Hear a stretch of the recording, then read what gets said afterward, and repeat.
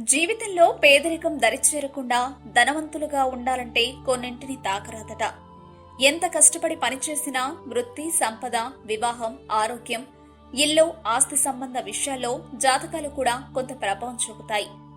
నారద పురాణం ప్రకారం నిర్లక్ష్యం, అవగాహన రాహిత్యంతో తప్పిదాల వల్ల ఘోరమైన ఫలితాలు వెల్లడవుతాయట. అయితే దీనికి కారణాలు మాత్రం వివరించలేరట. నారద పురాణం ప్రకారం ఇప్పుడు చెప్పే పనులు చేస్తే దరిద్రులైపోతారట. శ్మశానంలో మరణించిన వారి ఎముకలను తాకితే అరిష్టం వెంటాడుతుందట.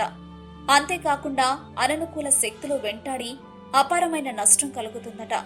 నేల మీద ఆహారాన్ని కాలితో తాకినా, తినే కంచంలో అడుగుపెట్టినా దరిద్రం వెంటాడుతుంది. ఏదైనా ముఖ్యమైన ప్రత్యేకమైన పండుగ సందర్భంలో కుక్కను ముట్టుకుంటే అపశకునమట. దీనివల్ల జీవితంలో పేదరికాన్ని అనుభవిస్తారని నారద పురాణం పేర్కొంది. ఇంటిని శుభ్రం చేసే మురికి నీరు శరీరంపై పడితే భవిష్యత్తులో దురదృష్ట దేవత వెంటాడుతుందట.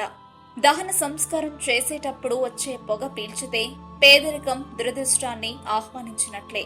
శవాన్ని ముట్టుకున్న తర్వాత గంగాజలంతో స్నానం చేయాలట. లేకపోతే అంతులేని పేదరికం వెంటాడుతుందట.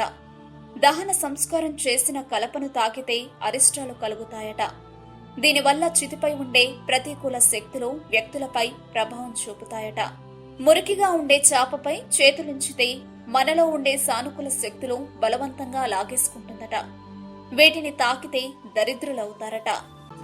ఇలాంటి మరెన్నో విషయాలు మీరు తెలుసుకోవాలనుకుంటే వెంటనే మా ఛానల్ ని సబ్స్క్రైబ్ చేయండి. ఈ వీడియోని మీ మిత్రులతో షేర్ చేసుకోండి.